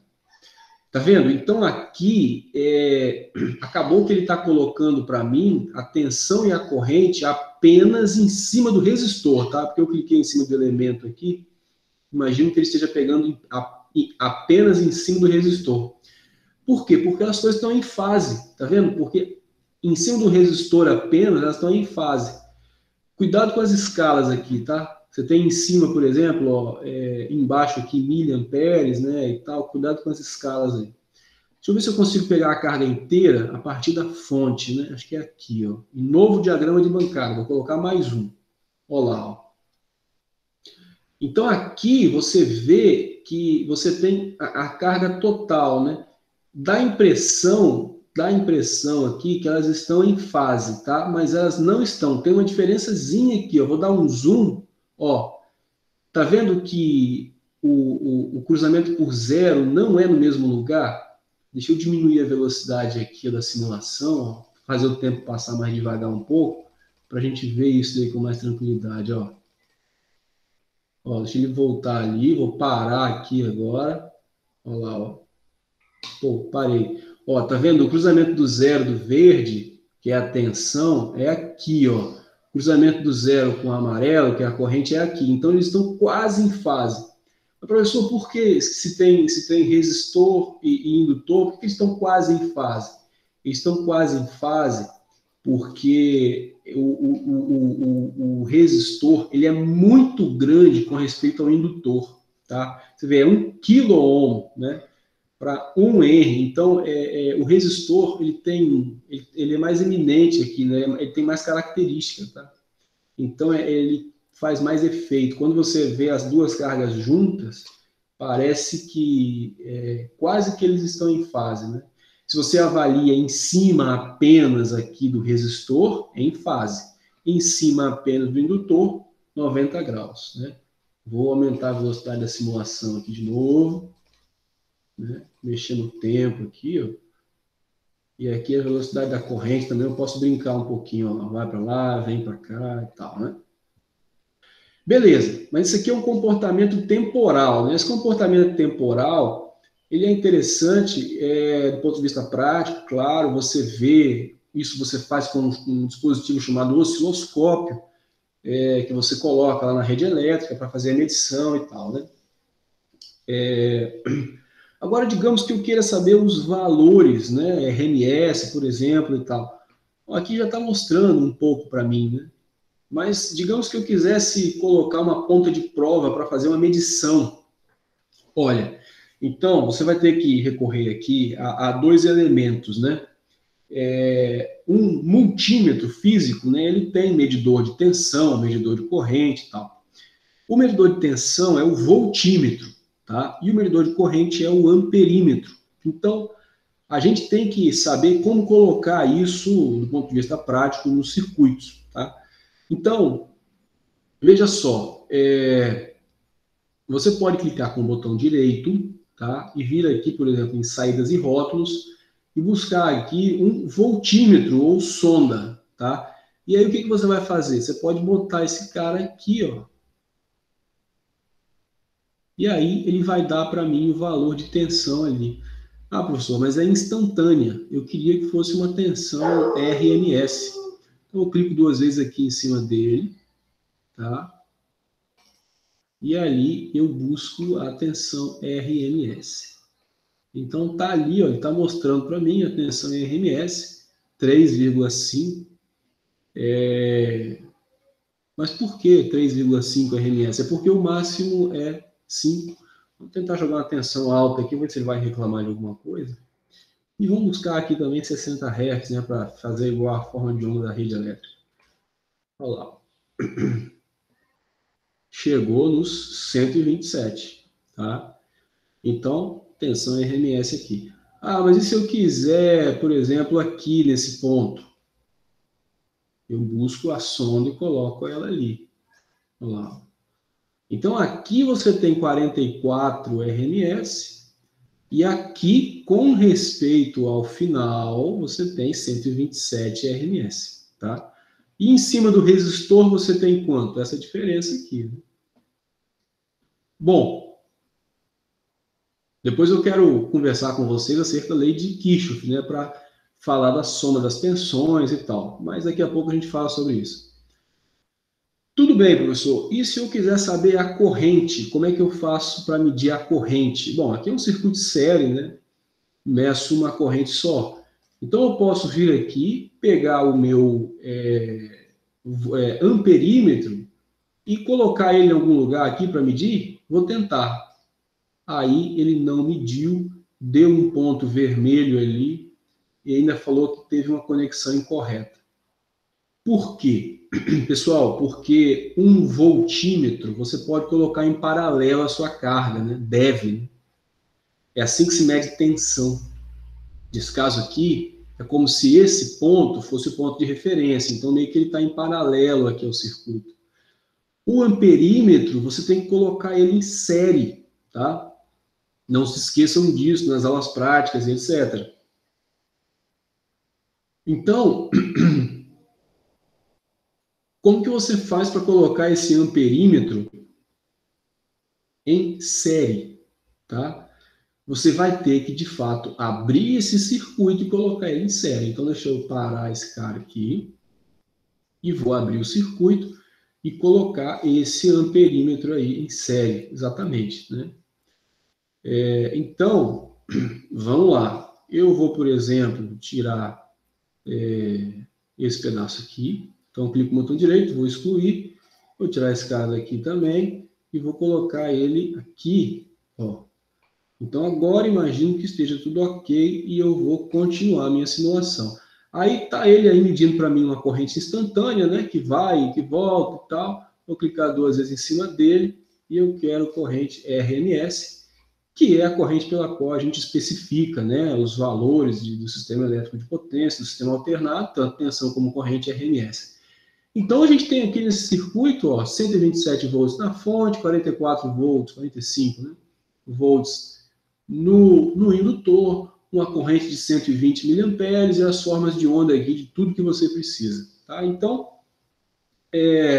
eu acho que é uma ferramenta bem interessante, né? Eu acho que vocês podem brincar aí um pouco com algumas atividades das próximas listas, da lista anterior, tá? Até para ter uma certa prática para trabalhar com o simulador, tá? Porque ele é bem interessante, tá?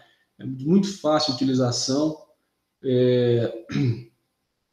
ele roda no navegador e tal, então você tem uma facilidade muito grande. Além do que ele tem um esquema de ilustração aí bem interessante, né? Certo, pessoal? Beleza? Eu vou colocar o link lá no Ava, tá? Mas é faustad.com, dessa forma aqui. Então, eu acho que é uma ferramenta bem interessante aí para a gente usar ao longo do curso. Beleza? Tudo certo aí? Como é que estamos?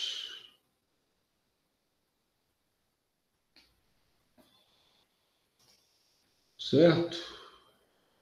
Bom, então vamos adiante aqui, né? Que a gente tem bastante coisa para conversar. Vamos voltar lá para a nossa tela,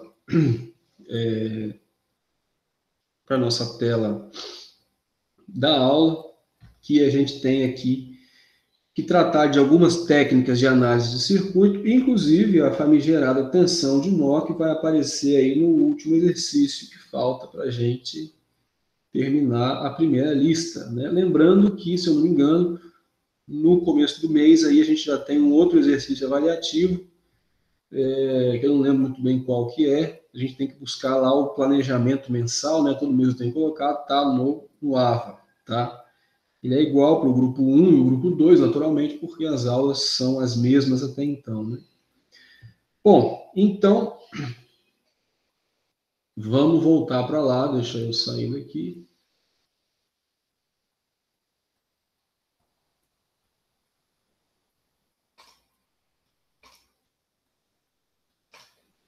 E voltar aqui para a minha discussão, né? Bom, então, discussão realizada, agora a gente vai tratar um pouco de técnicas de análise e algumas leis aqui para o circuito de corrente alternada. Afinal de contas, a gente tem que buscar terminar essa primeira parte, essa primeira etapa, e falar de potência, trifásicos, né, e etc. Né? Bom, para depois disso, a gente buscar talvez um caminho mais aplicado para o nosso curso, porque aí a base vai estar realizada e vão aparecer transformadores, motores, geradores, instalações elétricas, etc. Né? Bom, então, vamos lá, né? Quando a gente fala em lei de Kirchhoff das tensões, a gente fala que a somatória das tensões ao longo de uma malha dá zero, né? Então, vocês viram isso lá na parte de física. E aqui, vocês viram a aplicação em circuito de corrente contínua, imagino, e quando você, então, vai para um circuito de corrente alternada, isso também é válido, tá? Então, naturalmente, você tem aqui a soma de um eventual V1, V2, Vn de T, tá? Quando você faz essa análise, então, no domínio do tempo, você vai fazer a soma de todas essas expressões aqui indo igual a zero, né? Isso daqui nada mais é, então, do que você chegar, por exemplo, em um sistema como esse, né? Um circuito, por exemplo, série, aqui numa dada malha, e aí você falar que você tem aqui, então, um eventual V1, um eventual V2, né? E por aí vai. A soma disso daqui tem que ser igual a zero, né? Ou você ainda pode falar que, nesse caso, como você tem esse VAB aqui, né? Aqui você teria um Vn, seria VAB igual a V1 mais V2 mais o Vn, né? A gente fala igual a zero porque a gente acaba jogando esse cara para dentro aqui, né? Ou todos esses daqui para cá. E o sinal acaba sendo o mesmo, porque aí depende a forma como você estipula a queda de tensão, né? Então, nesse caso, como você tem esse cara subindo e todos os outros descendo, né? Eles estariam com um sinal contrário, de fato estão, né? Que esse cara aqui é positivo e esses aqui todos seriam negativos se estivessem do mesmo lado da igualdade, né? Por isso que a gente fala que a somatória é zero, tá? Bom, então isso vale no domínio do tempo e isso vale no domínio fasorial, tá? Aqui é preciso que a gente tenha muito cuidado que, então, a soma, veja só, a soma dos fasores de V1 mais V2 mais Vn dá zero. Então, isso aqui é chamado de lei de Kirchhoff das tensões.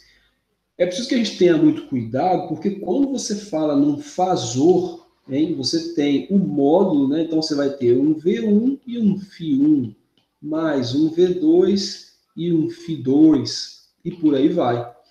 Você não pode, em hipótese alguma, no circuito de corrente alternada, somar apenas os módulos e achar que isso vai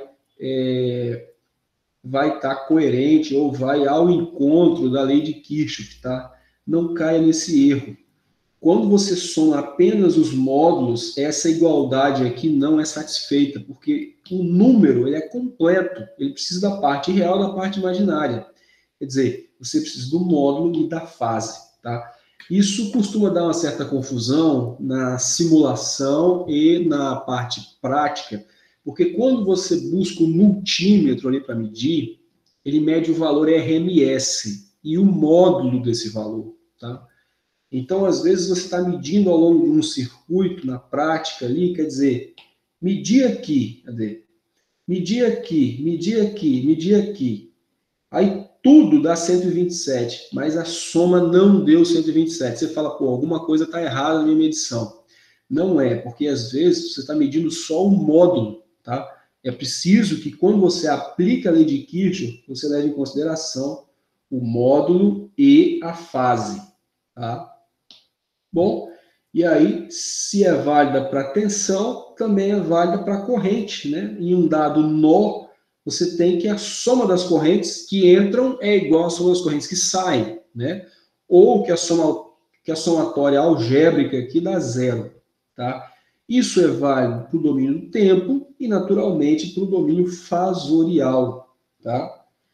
Bom, então, se você tem uma situação como essa daqui, você tem que esse valor de I aqui, né? Cadê?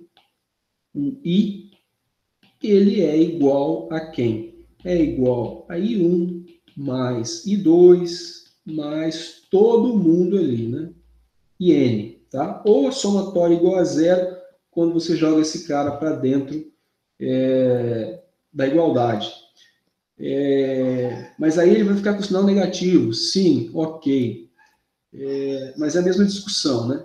Você estipula lá o sentido da queda de tensão para lidar com os sinais e você estipula aqui o sentido das correntes para lidar com os sinais. Nesse caso, esse cara está entrando, né? E os outros todos estão saindo. Por isso que eles têm sinais contrários se forem para o mesmo lado da igualdade. Essa situação aqui que eu acabei de comentar dos sinais, a princípio ela pode parecer confusa, mas ela vai ficar muito clara quando a gente estudar os métodos de tensão de nó e correntes de malha, tá? Justamente o método do exercício. Isso vai clarear essa questão dos sinais. Afinal de contas, a queda de tensão e o sentido da corrente, eles são arbitrários. Você pode considerar tanto um como o outro para resolver o exercício, tá? Mas há aqui um sentido convencional que é geralmente mais interessante. Bom, então, a gente estabelece as leis de Kirchhoff e também a gente vai fazer a análise das associações em série e em paralelo para as impedâncias, tá? De forma muito análoga às realizadas para resistência. Então, Se você tem uma série de impedâncias, o equivalente vai ser a soma, tá? Então, você tem aqui que a impedância aqui vista do ponto de vista de A a B, né? Que é desses dois terminais aí, vai ser aqui naturalmente Z1 mais Z2 mais todas que estiverem em série. Quer dizer, que estejam passando aqui a mesma corrente nelas, né? Essa é a definição de elementos em série, tá? Por outro lado, se você tem aqui elementos que têm a mesma tensão, elas estão naturalmente em paralelo. E aí a gente vai fazer a mesma associação das resistências, de forma que 1 sobre o Z equivalente, né, ou o Z visto sobre os pontos aqui A e B, vai ser o quê? Vai ser 1 sobre o Z1 mais 1 sobre o Z2 mais 1 sobre o Zn, quantas houver. Aí vem aquela simplificação, né? Se você tiver só duas, né? Então vai ser 1 sobre o Z equivalente vai ser igual a 1 sobre Z1 mais 1 sobre Z2. É daqui que vem que a impedância equivalente vai ser o quê? O tal do produto pela soma, assim como vocês fizeram lá em resistências, tá? É claro que aqui, quando você tem um número complexo, você vai carregar um pouco mais de conta, né? Então pode ser que isso dificulte um pouco a sua vida, né? Mas a ideia é a mesma, tá? O fato é que aqui você tem um Z, né? Que ele pode ser da forma A mais JB, por exemplo, né? Ou na forma polar aqui, como a gente já discutiu, um módulo de Z e uma fase aqui de Z. Tá? Bom, então, pessoal, essa é a ideia. Isso vai ao encontro daquela discussão do exercício da admitância, porque, lembra, se a admitância ela é igual a 1 sobre a impedância, a gente sabe que admitâncias em paralelo, olha só, hein? Admitâncias em paralelo, você vai fazer a soma comum, né?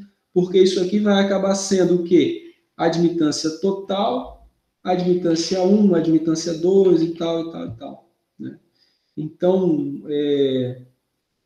é por isso que quando tem coisas em paralelo, o tratamento lá via admitância pode ser mais fácil e eventualmente depois você pode inverter no final para achar a impedância, né? Uma vez também que a impedância é 1 sobre a admitância, tá?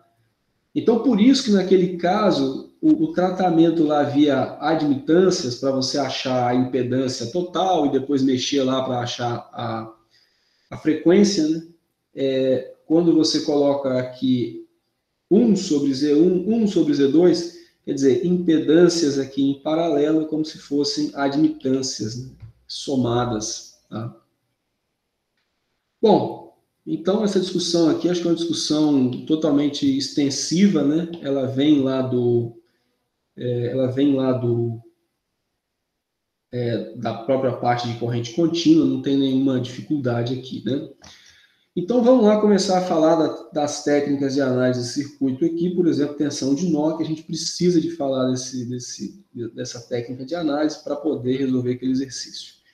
Deixa eu organizar aqui as minhas apresentações. Eu vou tirar aqui rapidamente, mas logo eu voltarei.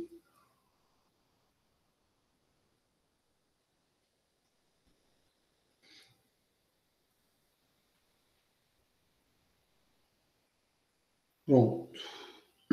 Então, vamos adiante. Então, olha só. Nessa apresentação aqui, tem aqui alguns exercícios, tá? Sobre esses conceitos que foram tratados até aqui. Eles são parecidos com os exercícios da lista. Se vocês quiserem fazer, são outros exercícios. Mas eles são bem parecidos com os exercícios da lista. Tá?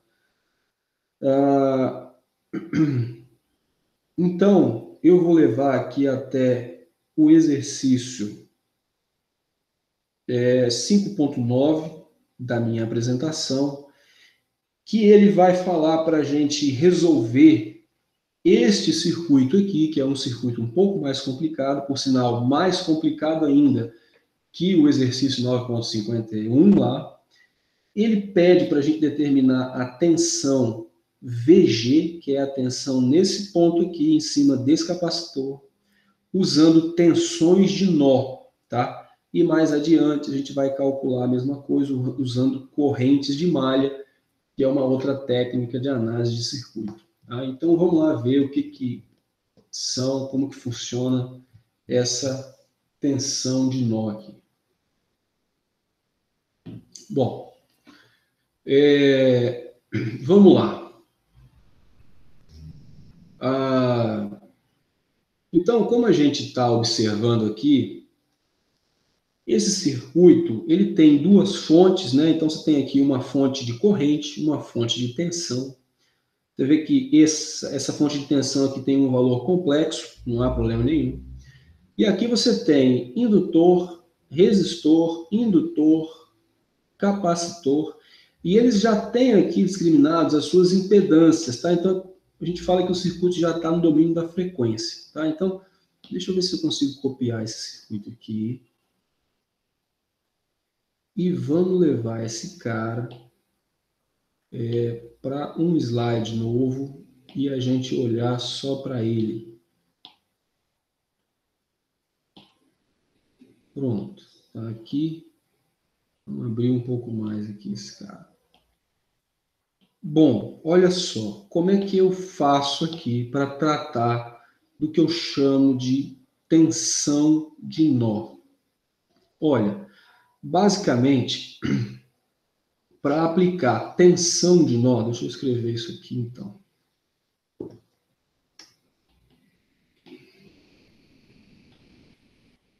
A gente vai ter que buscar um nó específico no circuito, tá? Um nó aqui específico, ou alguns nós específicos, são nós que geralmente têm muitos dispositivos ou muitos elementos ligados.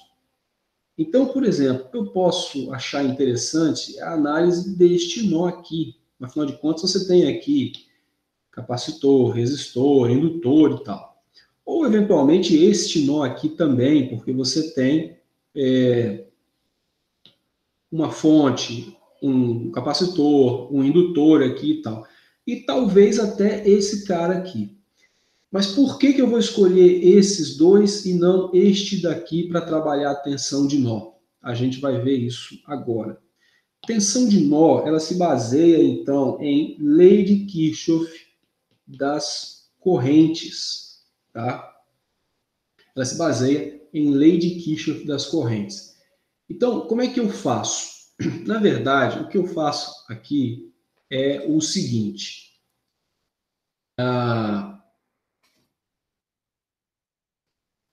O que eu faço aqui é o seguinte. Eu vou pegar aqui um nó, tá? Por exemplo, este nó central ali, eu vou chamar isso daí de nó A. Eu vou chamar esse cara aqui de A.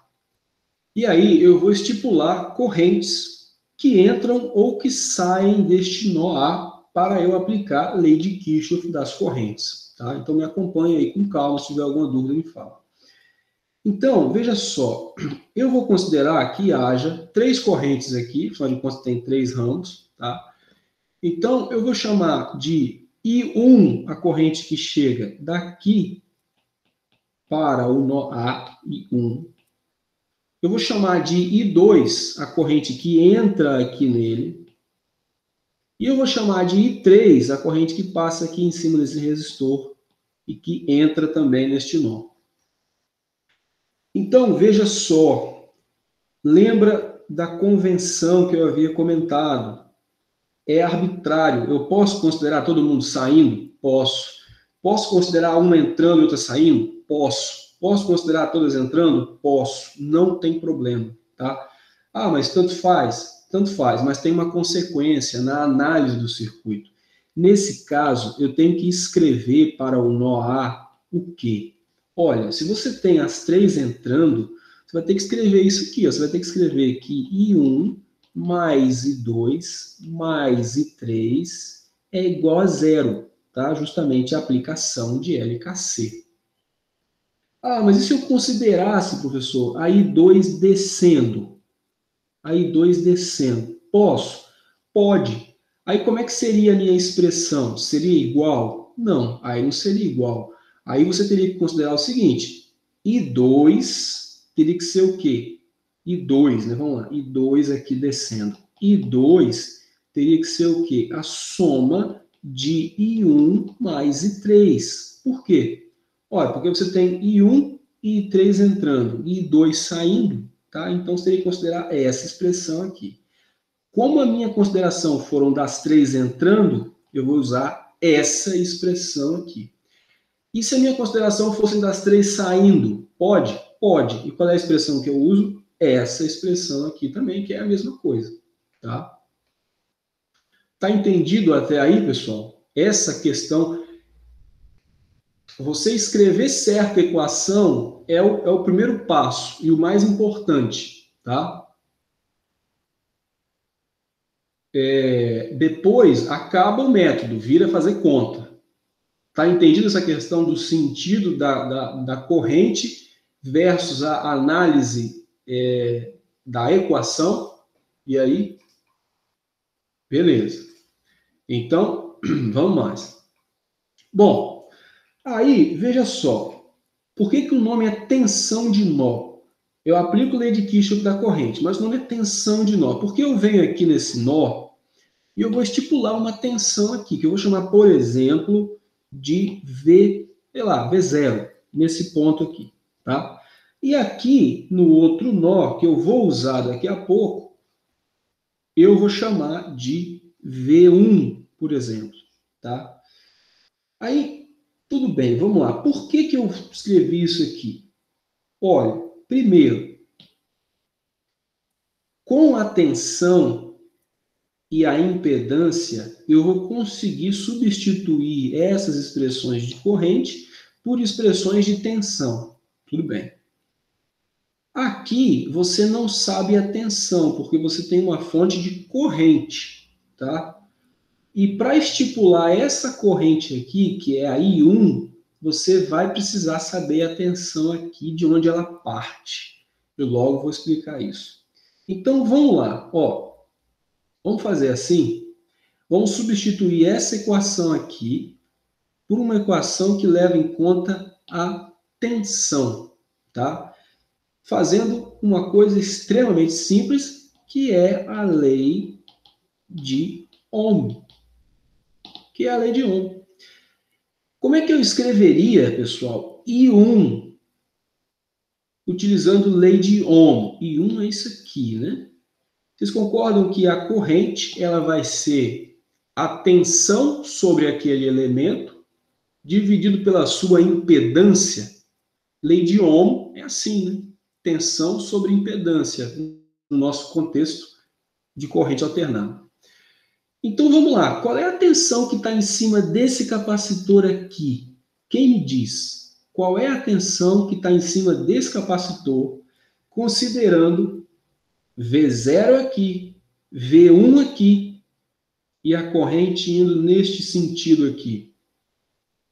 Olha, vocês vão concordar comigo que I1 pode ser escrito como V0 menos V1 dividido por menos J3. Quem concorda comigo aí? Quem discorda de mim? Por quê? E aí? Concordo, é VG. tá? É VG, eu concordo, é VG.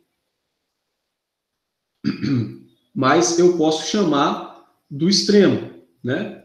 Do que está de um lado menos o que está do outro. Olha só, vou fazer de novo aqui, ó. Você tem um elemento, tá? Você tem um elemento qualquer aqui, ó. Não sei o que é esse aqui, não. Aí você tem uma corrente aqui. Aqui você tem uma tensão V0 e que você tem uma tensão V1. Você concorda que a tal da DDP, né, que é a diferença de potencial sobre ele, vai ser justamente V0 menos V1? Estevão, concorda? E aí? Então a tensão sobre o cara é tensão no final menos a tensão no início, tá? Aí o Felipe comentou, VG, tudo bem, eu concordo, tá aqui. Mas eu também posso chamar dessa tensão menos essa tensão aqui, tá? Não, pois é, depende. Vamos lá, com muita calma. Por quê? Por que que tem gente que chama de V1 menos V0 ou V0 menos V1? Esse é o detalhe. Você tem que olhar com muita calma isso daqui, tá? Se você considerasse, por exemplo, que você toma deste ponto menos este ponto, sempre também vai funcionar, tá? Também vai funcionar. Mas você vai ter que fazer isso neste outro ramo e neste outro ramo também, tá? É uma questão arbitrária. Você tem que manter o padrão da sua escolha, tá? Muito cuidado com isso daqui, tá? Muito cuidado com isso. A gente pode fazer tanto de uma forma como da outra forma. Você vai concordar que no fim das contas aqui você vai ter a igualdade, porque todos os termos vão ser modificados. Mas, qual é o padrão que eu estou utilizando aqui, que eu acho interessante vocês utilizarem, e isso realmente dá uma certa confusão. Eu estou utilizando o seguinte, veja só, ó, você tem um elemento aqui, tá? Você tem um elemento aqui. Eu estou considerando o seguinte, eu estou considerando aqui que eu vou pegar esse ponto aqui menos esse ponto aqui.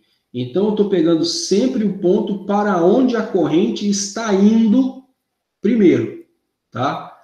Você pode fazer o contrário? Você pode fazer o contrário, desde que você faça correto em todas as correntes. Não tem problema nenhum, tá? Então, vamos continuar dessa forma. Depois a gente pode fazer de outra forma, ou vocês podem resolver da forma contrária, aplicando em todos, para ver se dá o mesmo resultado, tem que dar. Então, vamos lá. Então, esse seria o valor de I1 sobre a impedância, que já está pronta aqui, né?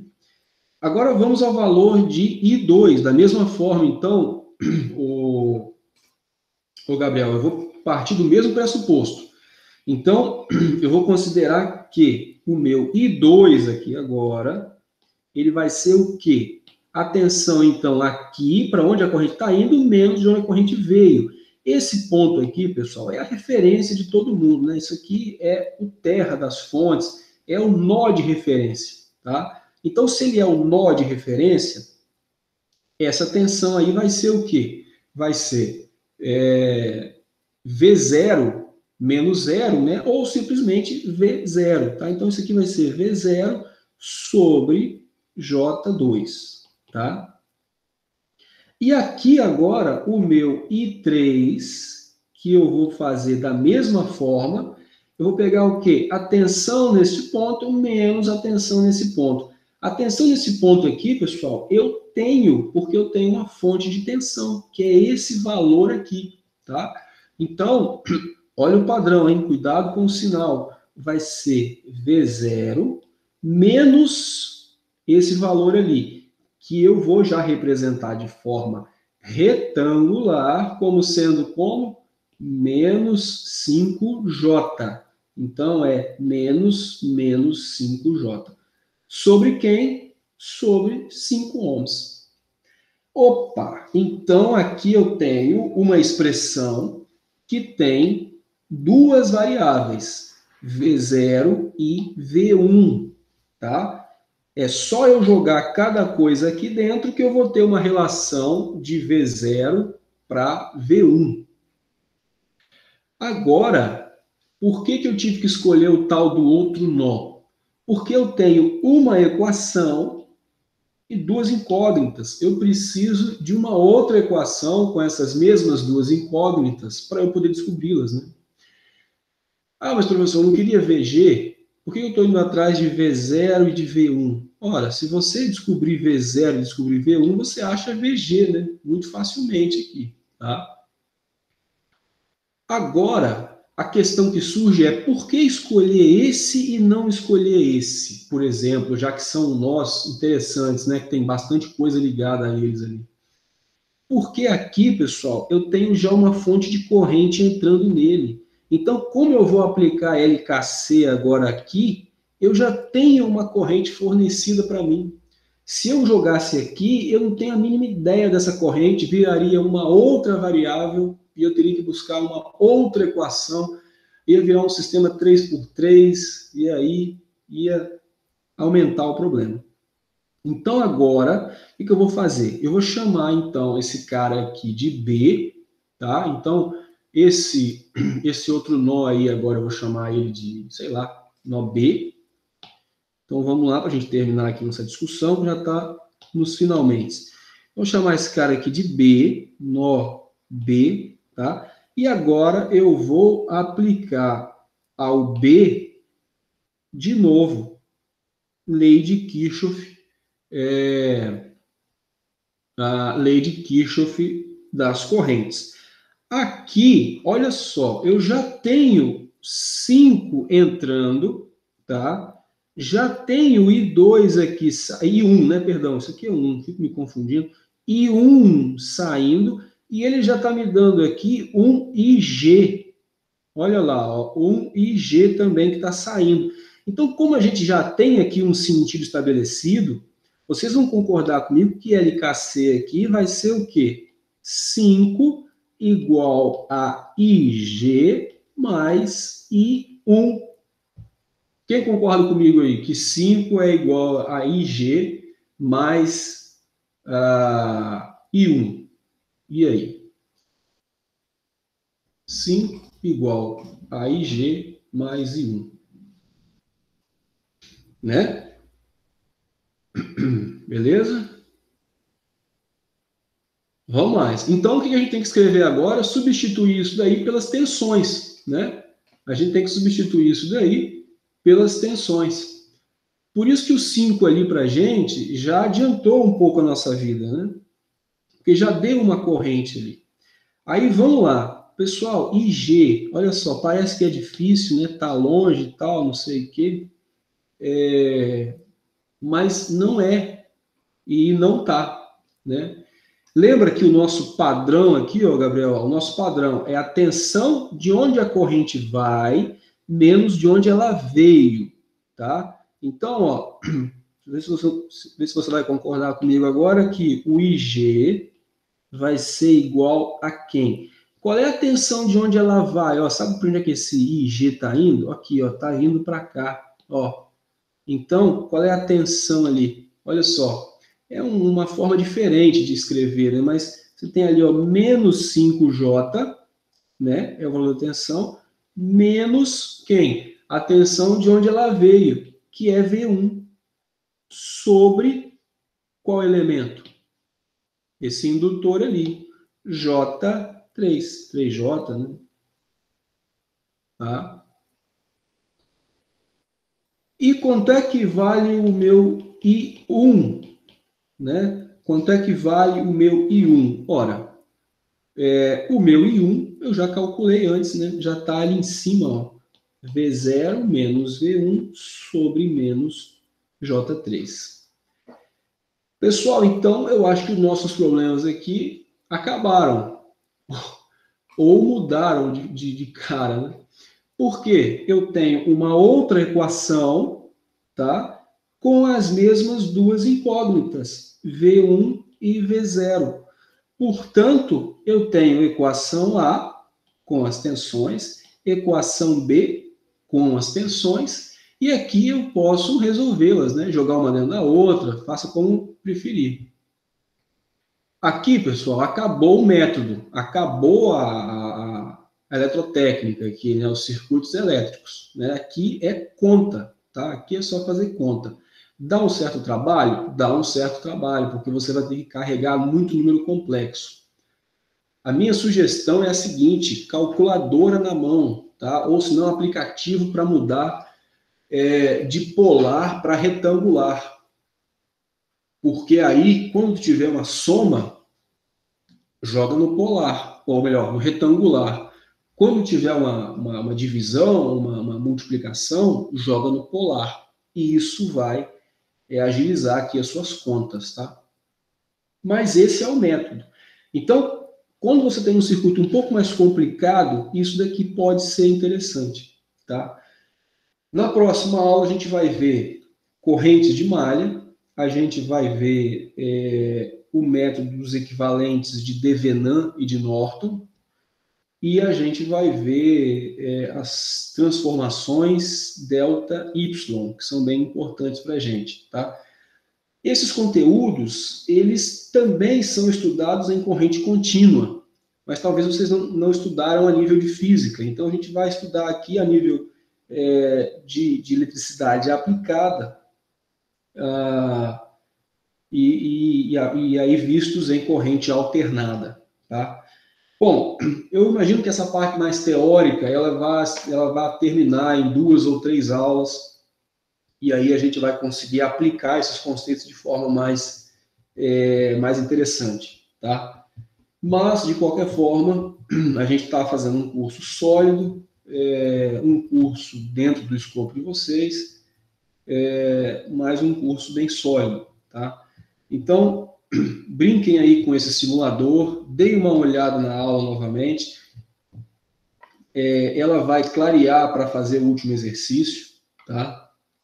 Lembrem-se que estes sentidos, então, eles são arbitrários, assim como o sentido da queda de tensão, que você vai estipular aqui, como o Gabriel comentou no chat, mas você tem que manter um padrão, tá? Você tem que manter um padrão. Eu preciso que você escreva a equação inicialmente correta e que você mantenha um padrão de análise de queda de tensão versus o sentido da corrente, tá? E aí eu vou deixar essas contas aqui para vocês fazerem e obtiverem o valor de VG. Um detalhe importantíssimo: VG, de acordo com o que a gente colocou aqui, tá? VG é igual a V1 menos V0. Muito cuidado, porque VG já está estipulado como sendo positivo aqui. Então, V1 primeiro menos V0. Se você calcular eventualmente para responder o valor de VG igual a V0 menos V1, você vai chegar a menos VG. Tá? Por quê? Positivo, V1. Tá? Já foi estipulado previamente pela análise que a questão impôs para a gente.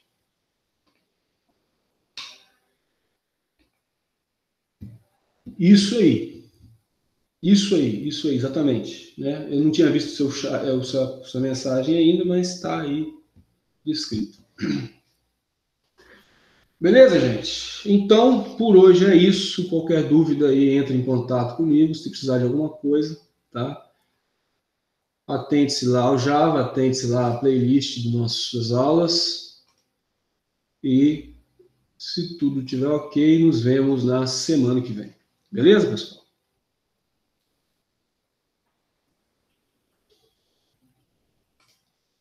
Falou, gente. Boa semana. Tchau, tchau.